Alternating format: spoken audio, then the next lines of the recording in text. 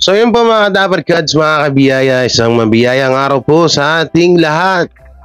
So welcome back to my YouTube channel, J. Guevara TV nga po pala, isang TVJ defender at mga reactor ng mga viral issue na nagaganap dito sa Pilipinas. Nakakalimutan ko yung dialogue ko Ang hirap nung may sakit guys, no? Alam niyo, sa totoo lang ito, aminin ko sa inyo. May sakit ako pero hindi nyo halata.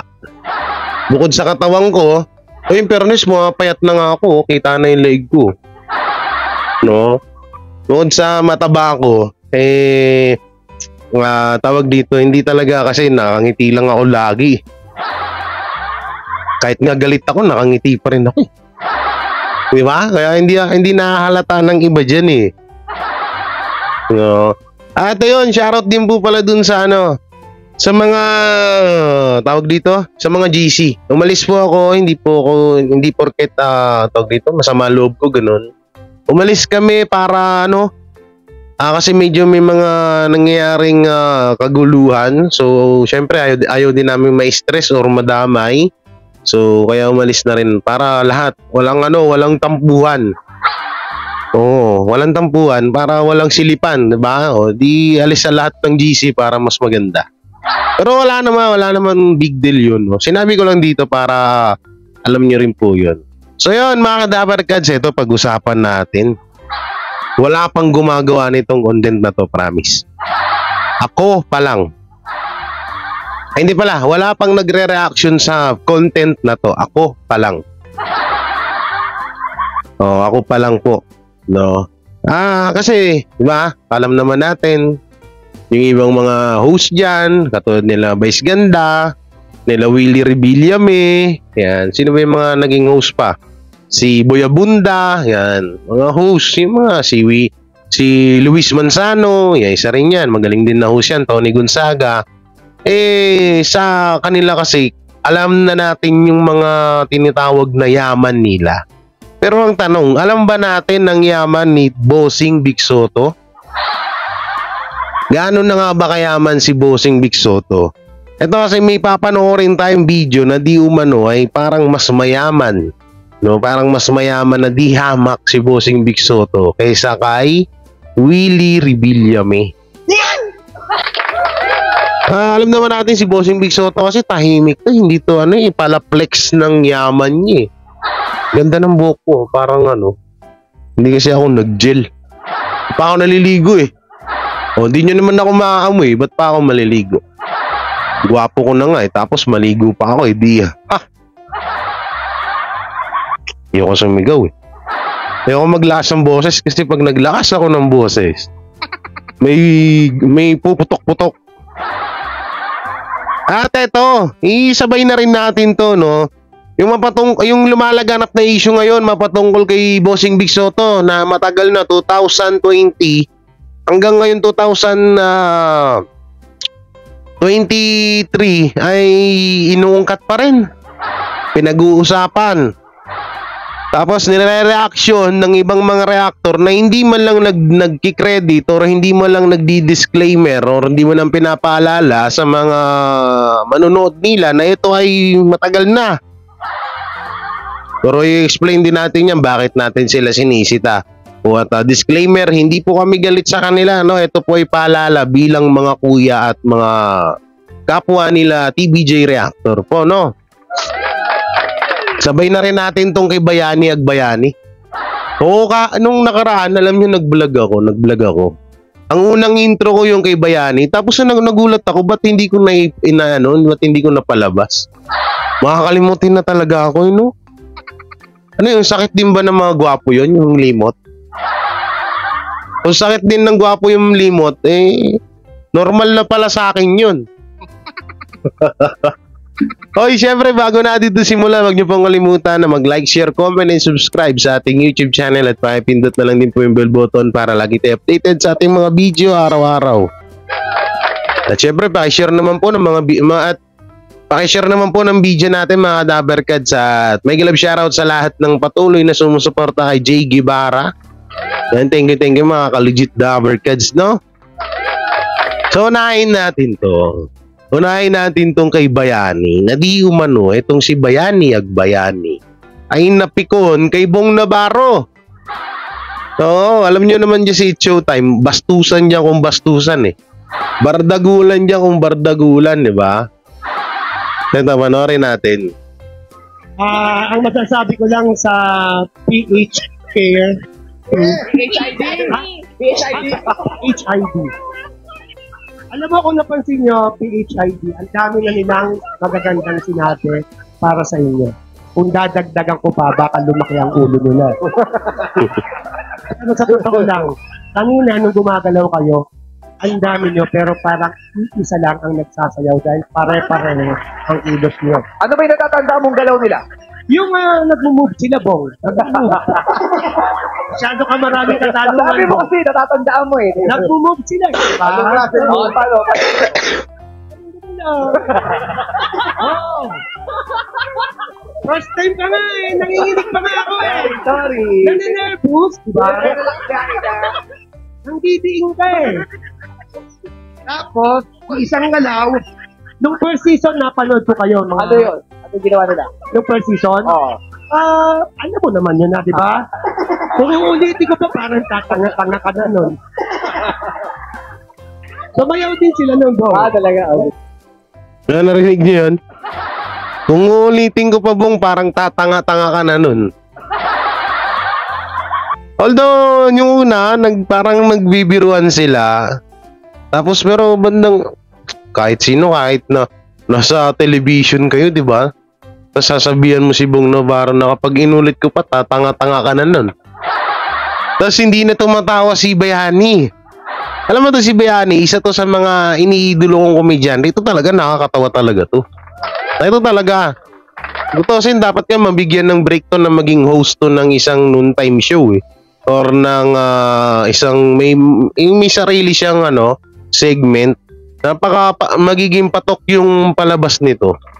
Sana nga maibalik yung yung I Can See You Boys. Nakasama niya sila Luis Manzano. Panalo po yun, sobrang nakakatawa yun.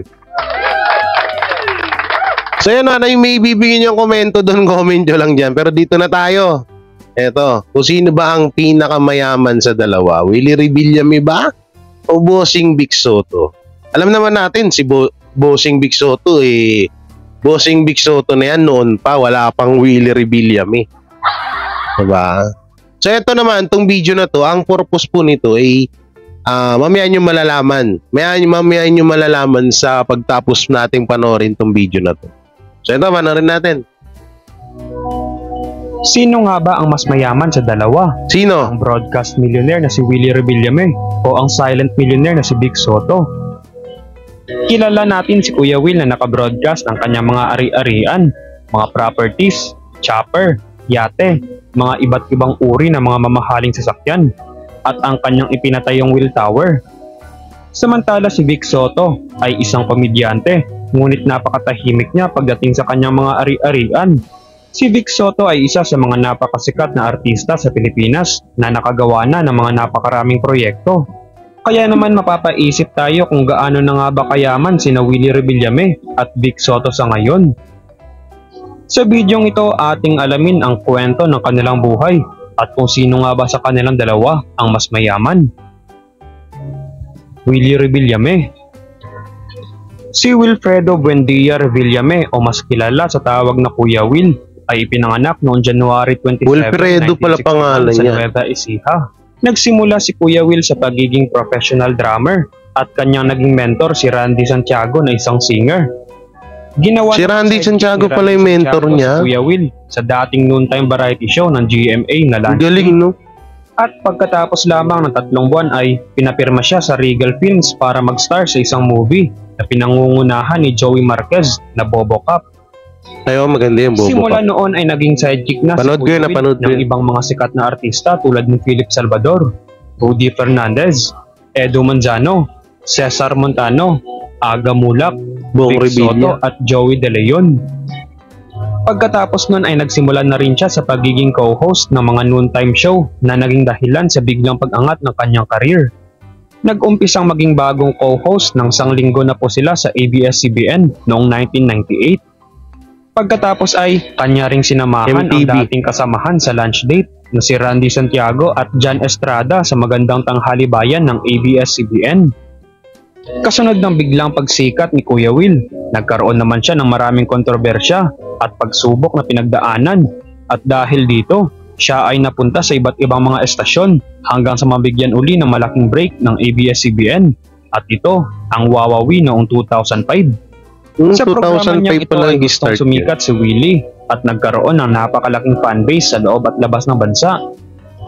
At kahit nailipat ang kanyang show sa iba't ibang mga estasyon tulad noong napunta siya sa TV5 at ngayon ay nasa GMA7 na, si Kuya Will ay mas lalong sumikat at naging isa sa mga pinakamayamang personalidad dito sa Pilipinas. Atin namang alamin kung gaano na nga ba kayaman si Kuya Will ngayon. Si Kuya Will ay mayroong napakalaking koleksyon ng mga Ganda magagamit ng mga sasakyan. sasakyan, no? Isa na rito ay ang kanyang Sana all. Ferrari F430 na nagkakahalaga ng 10 to 12 million Sana pesos. all na lang. Isang kulay dilaw na Ferrari 458 na Sana nagkakahalaga all ka na lang ng talaga. 13 to 15 million pesos. Isang Rolls-Royce Ghost na nagkakahalaga naman ng 20 to 25 Grabe. million pesos. Isang Audi R8 Kailan na kaya ako nagkakahalaga magkakaroon yan? ng 17.5 million pesos. Isang Lamborghini Gallardo na nagkakahalaga naman ng 10 to 13 million pesos. Grabe, no?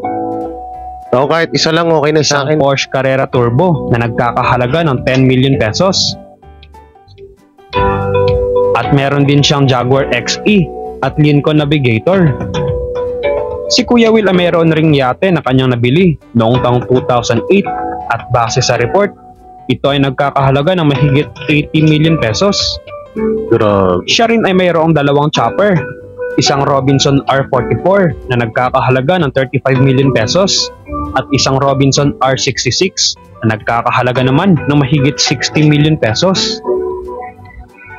Ayon kay Kuya Will, ginagamit niya raw ang mga ito kapag siya ay nagbibigay ng tulong sa ating mga kababayan.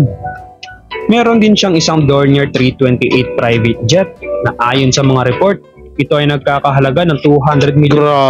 Grabe. At syempre, hindi mawawala ang kanyang Wow. napakasikat na Will Tower na mayroong mall sa loob na matatagpuan lapit sa ABS-CBN sa Quezon City.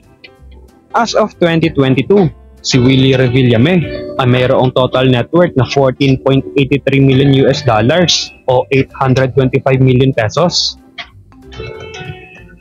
Vic Soto. Yan na. Si Marvic Valentin Castelo Soto o mas kilala sa tawag na Bossing Vic ay ipinanganak noong April 28, 1954. Tinawag siya ng karamihan bilang Bossing Vic dahil sa kanyang gawain na nagpo-produce ng mga shows at mga pelikula. Hindi naman napagdaanan ni Bossing Vic ang mahirap na buhay kagaya ni Willie Revillame dahil nasa may kaya ang kanyang pamilya. Ang kanyang ama ay si Marcelino Antonio Soto Sr.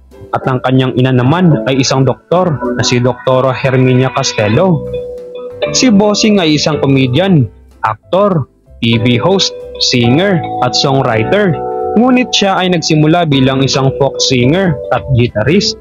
At sa mga panahong ding iyon, siya ang vocalist ng BST and Company. Maraming mga kantang sumikat ang grupo nila Bossing, kagaya na lamang ng Awitin Mo at Isasayaw Ko Sarap at makinig. Baby Rock. Si Bossing ay unang sumali sa estasyon ng Channel 13 na may show na ang pamagat ay Okay Lang. Nakasama niya dito ang Apo Hiking Society na sina Jim, Danny at Buboy. At naging kasama niya rin dito si Joey De Leon. Ngunit noong nawala ang show na Okay Lang, kinuha ni Joey De Leon ang Soto Brothers na sina Vic, Tito at Bal Soto para sa variety show na Discorama. Discorama. Pero si Bossing Vic at Tito Soto lamang ang siyang tumanggap ng alok ni Joey De Leon. At noong 2002 nung naging Itbulaga na ang kanilang variety show, ayon sa isang source, Ano daw? ang TVJ ay sumasahod ng 45,000 pesos kada araw kung nawala ang show na Okay Lang. Inuha ni Joey De Leon ang Soto Brothers na sina Vic, Tito at Bal Soto para sa variety show na Discorama. Pero si Bossing Vic at Tito Soto lamang ang siyang tumanggap ng alok ni Joey De Leon. At noong 2002 nung naging Itbulaga na ang Okay na sana. Ang sarap makinig nung vlog mo eh. Sabi niya, nung 2002, nung naging Itbulaga na. Okay na sana eh. Discorama kasi, yun yung una-una talaga na binuo nila. Nila Henyo Master, Joey De Leon, Big Soto, Tito Soto. Tsaka inalok niya rin si Bal Soto. No, si Sir Bal Soto, na kapatid nila Bossing Big Soto at Tito Soto. Kaso hindi yata pumayag. Or baka naman pumayag, baka may iba lang ginagawa ng mga panahon na yan. Ang yan nga, hanggang sa nabuo yung Tito Vic and Joey na yan, di ba?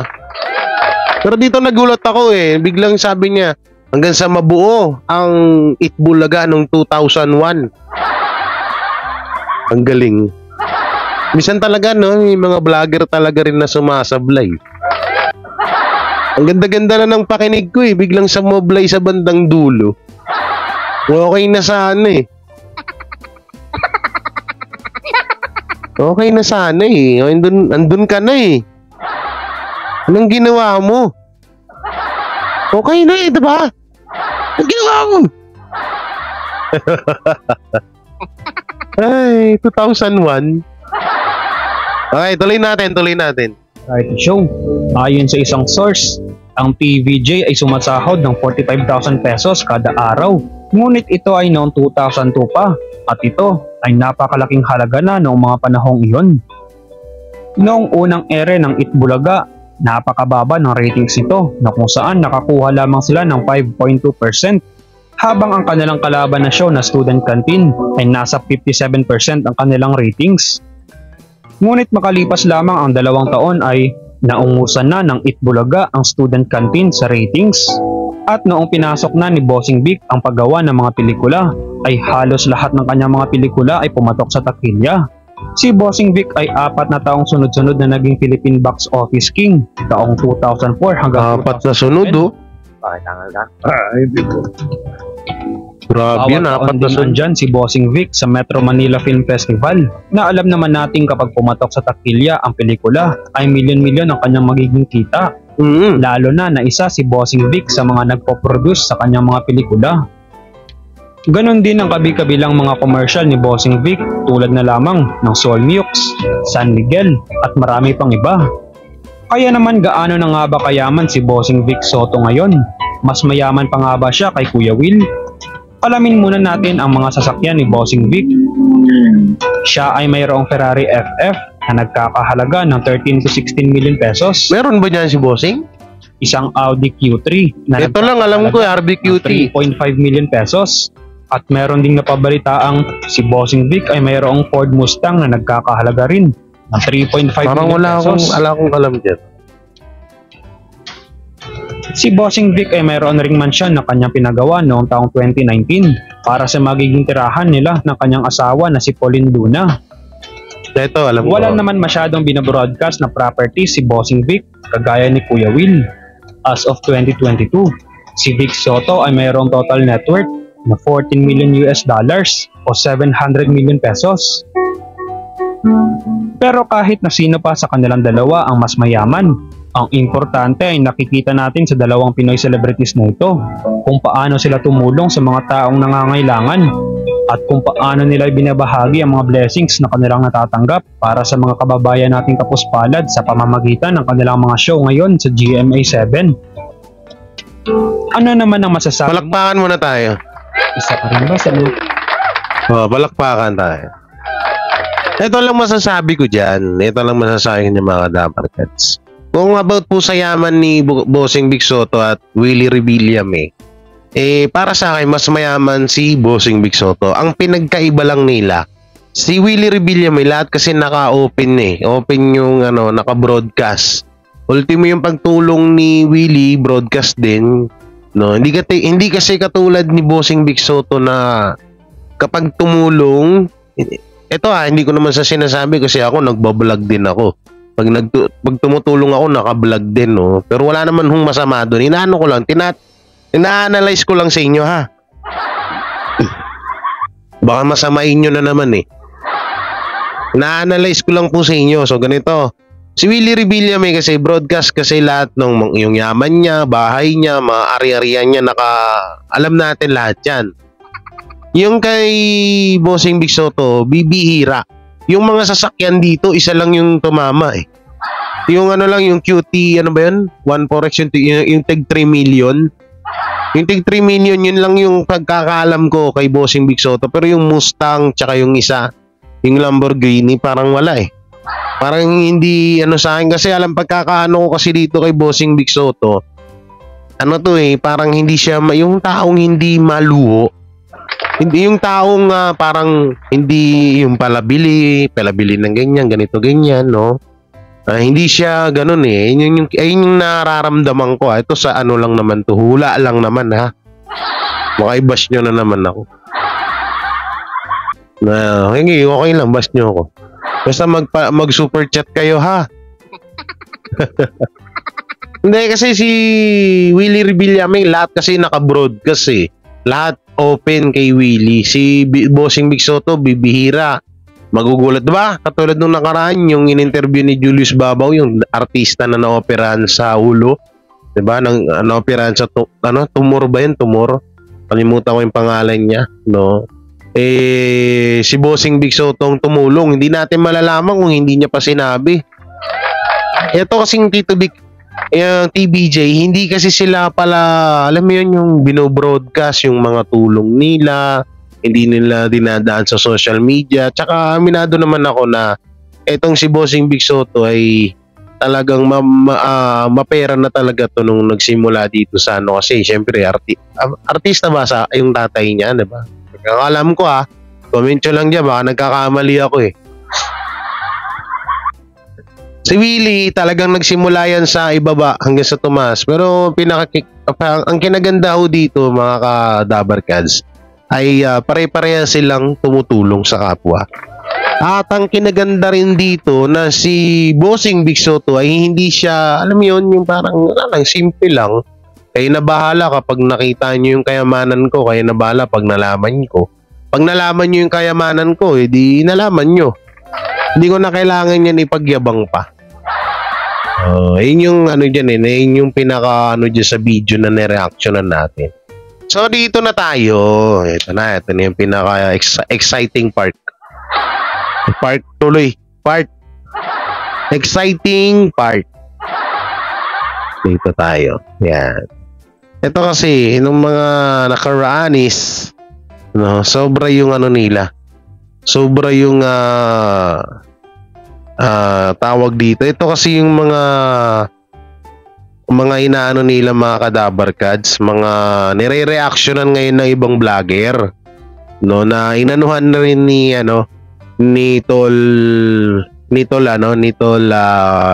Chris Ulo, no. Nung nakaraan nang nag-reaction nito ako, may sinita tayo na vlog na nagdidepende sa Tito Vic and Joey, so hindi na natin pangalanan, no, kasi baka magalit na naman. Kasi nung nakaraan nag-sorry kaso parang galit pa siya. Ito, no? Etong Pep PH, no, na makikita niyo dyan sa screen dahil naka-record naman po yan. No, ito tingnan niyo maigi. 2 days ago, ayan po. Nasa taas po, ayan po, nasa taas. Huwag natin ay naku, baka mawala. Yan, sa taas, yan Kita nyo, yan nasa taas. Yan. 2 days ago, Big Soto.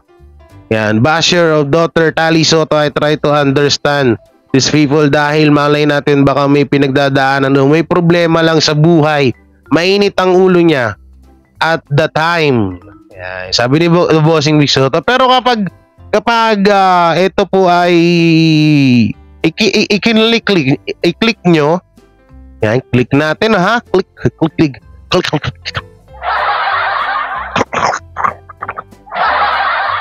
Kung mapapansin nyo mga ka-Dabarkads, tingnan nyo maigi yung date po dito, yan by Arnel C. Cerato, no? Makita nyo is October 15, 2020. So yan na tayo ngayon, 2023 na, di ba? So 21, 22, 23, 3 years na po. So paano pong parang lumalaganap na naman po itong ano na to, itong issue na to mapatungkol sa pagtanggol ni Bossing Vic Soto sa kanya anak. Doon sa pagtanggol ni Bossing Vic Soto, wala po tayong problema ho doon, no? Para sa kaalaman ho ng lahat, no? Para sa kalinawan nyo. Kasi baka ano isipin nyo eh, baka sabihin nyo eh, binabash si Sige para si Bossing Vic Soto. Di ho gano'n, no? Hindi. Isipin nyo kasi maigi Hindi mo itong PH na to. Naglabas sila, ito mga October 15, 2020. Tignan nyo, i-back natin. 2 days ago. So, ibig sabihin, binubuhay ulit nila, no? Binubuhay ulit nila yung issue mapatungkol kay Tali. Sa anak ni Bossing Vic Soto na si Tali. No? At yung sa sinabi ni Bossing Vic Soto na, no, na tawag dito na mapatungkol dun sa mga basher na patuloy pa rin na nambabash na ayaw nga tumigil. Pero eto, mamaya natin yan, may sasabihin ako dyan. Okay, pindutin natin ulit, no? O, yan. Pasensya na, may na yung wifi ko eh.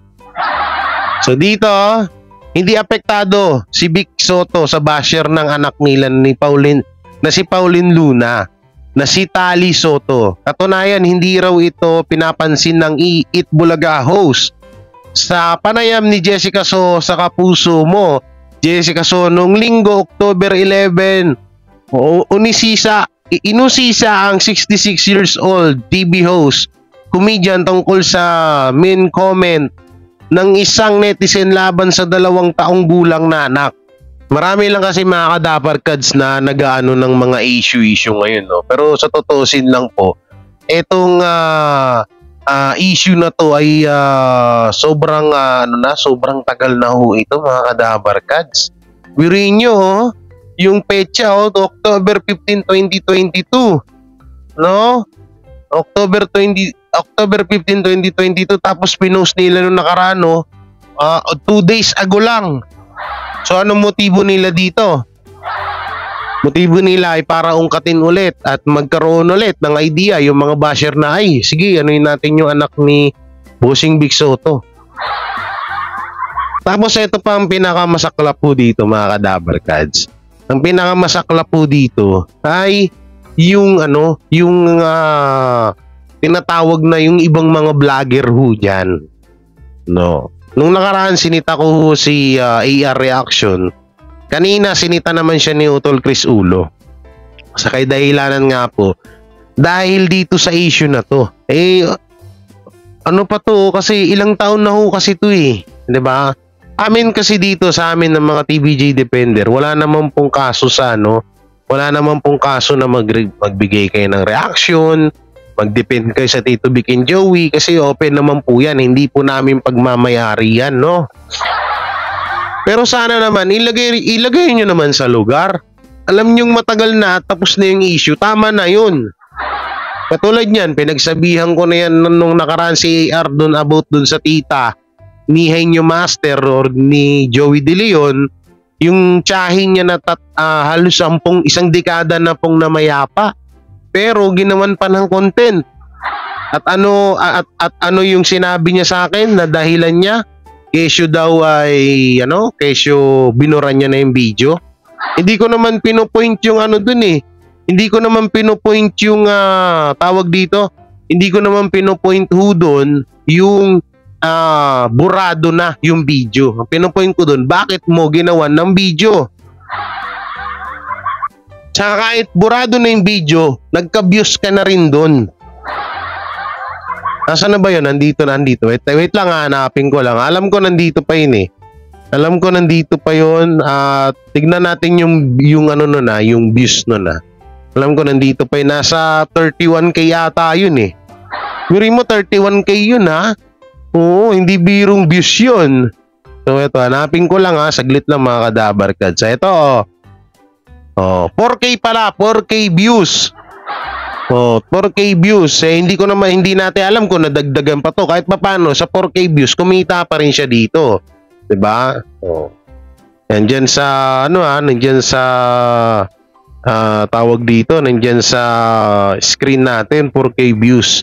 So dito, sinita na natin siya dito. Eh hindi ko alam bakit gumawa na naman ng reaction tapos yung matagal ng video, okay sana gumawa dun eh ng reaction or video dun sa issue na yon. Pero yung parang ano, yung wala ka man lang sinasabi na, oops, disclaimer mga kadabarkads, ito po ay 2022 pa. O di sana okay, di ba? Walang problema. Kaso ang nangyayari nga, wala naman nung ganun eh. Wala silang sinabing ganun. Yung kasi baka mamaya nyo, baka sabihin, ba't si Ders TV hindi mo sinisita? Si Ders TV, kinausap ko na, chinat ko siya, sabi ko, Ders, alam nyo ba yung issue na nasa vlog nyo is matagal nang tapos yan? At si Ders naman, nangingi na ng pasensya at mapapanood nyo dun kay Ders na nilinaw niya naman yun. Nasa dulo ng video na matagal na yung video na yun, ha?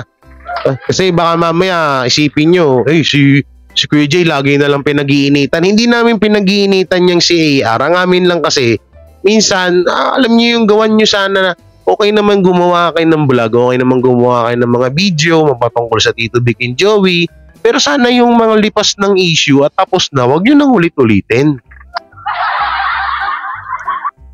Kasi parang binigyan nyo lang ng ano eh. Binigyan nyo lang ng daan yung mga basher para ulit-ulitin yung issue na yun. O katulad niyan, yung kay Tali. Yung mga basher, nalimutan na yan. So ngayon, napanood yung video nyo. Ay, yun pala. Pwede natin ulit yan yun. Pwede natin ulit tawag dito, i-post yun. Katulad niyan, si Andoy. Oy, shoutout sa'yo, Andoy. Si Andoy, may post din. Oo. Pero hindi ko na ikapapakita sa inyo. Ayun din yung post kay Bossing Big Soto. So, pagsasabihan ko na lang siya, hindi ko pa pala na-chat yun Dito kasi sa TBJ community, sa mga tutusin, baka sabihin nyo kasi sobra na kaming manghimasok sa ibang mga vlogger. Ang amin lang kasi dito, ang pinapangalagaan po namin, yung kapakanan ng Tito Vic and Joey, yung safe nila. Diba si Model of Maynila nga, sinisita namin eh. Diba? Mas malaking channel yun. Hindi nyo ba alam, sa Facebook viral lagi mga video nun. Hindi naman totaling viral, matataas ang views nun sa Facebook. Siguro sumasahod dyan ng mga 1 million per month. Totoo yan. Si Modelong Charing, malakas ang nun sa Facebook. At ilan ang channel ni Modelo, so marami yan. Maraming channel niya sa YouTube eh. So kung si Model nga sinisita namin, kayo pa kaya? Hindi kami galit sa inyo concern kami at pinagsasabihan namin kayo para hindi nyo na ulit-ulitin yung mga ganyang klaseng content. Ang daming content, sobrang dami. Sa totosin lang, Kaya yung iba dyan na gumagawa ng patuloy na pinaulit-ulit yung issue, tigil nyo na yan. Stop na. Kasi hindi lang naman kayo na dyan pati kami damay. Oo, pati kami damay.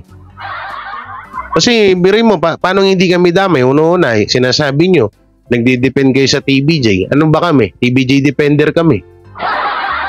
Hindi naman inaangat namin yung papel namin na gusto na para suportahan kami ng mga tao. Kahit ilan lang yung views ko dyan, okay na yan.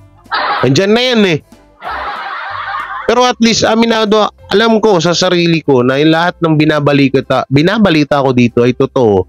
At nagsasabi ako, pag hindi masyadong totoo, pag wala pa akong hindi 100%, nagsasalita ako, uuso hindi umano.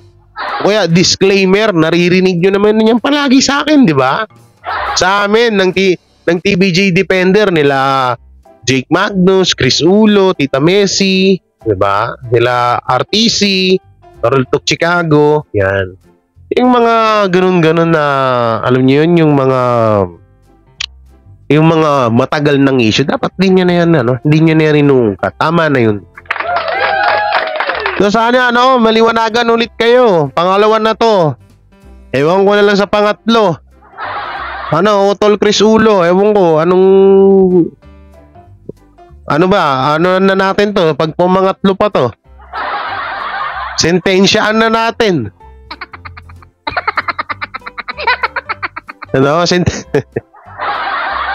So, yun nga, maraming nagsasabi na matagal na nga daw yan, andun pa siya sa Aldab. So, wala naman na akong pakialam doon.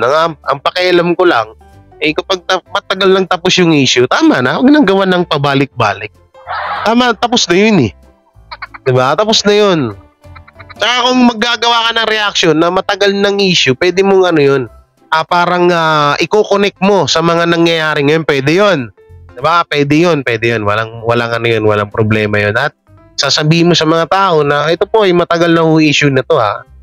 Ganun. Eh kaso hanggat hindi mo sinasabi yung ganun, magmumukhang bagong issue ulit yun. Eh, magmumukhang mabubuhay ulit yung issue imbis na tapos na. So yung mga Dabarkads, anong masasabi nyo sa mga video at sa mga napag-usapan natin ngayon? I-comment nyo lang po dyan sa baba. At syempre, don't forget to like, share, comment, and subscribe sa aking YouTube channel at pakipindot na lang din po yung bell button para lagi tayo updated sa ating mga video araw-araw. Nagmamadali ako magsalita kasi parang mauubo na naman ako. Oo, parang may sasabog eh. Parang may gaganon eh. Pug. Papansin ko to, parang ano to, poknat ba to? Kabila naman wala ah. Oy, shoutout sa nagupit sa akin ah. Hindi ngayon ko lang to napansin ah. Oy, at may galab shoutout po pala sa mga legit Dabarkads natin yan. Yan, at sa mga Dabarkads natin na may kanya-kanyang GC. Hindi ko na maisa-isa yung GC nyo pero ako po'y wala na dyan. Pero syempre, andito, kaya ako umalis dyan kasi nga para walang tampuhan. Walang tampuhan na maganap. Intindihin nyo na lang. Sana mahaba po yung malalim yung pagkaintindi nyo, ha? So yun, ingat po kayo mga Dabarkads. God bless and peace and bye-bye. Sila ang TBJ Defenders. Pagtatanggol ang katotohanan sa mga bashers. Tunay ang kanilang dala, katotohanan talaga. Ano mang sabihin nyo ay di yan sa kanila uubra. Mga salita nyo na di katotohanan. Sila ang patunay na merong katotohanan. Wala silang kinatatakutan, basta nasa tama kanilang paglalaban. Ang TBJ ay kanilang susuportahan. Sila ang defenders na laging nasa likuran. JD Barra, Jake Magnus, Chris Ulo, Tita Messi. Sila ang nandyan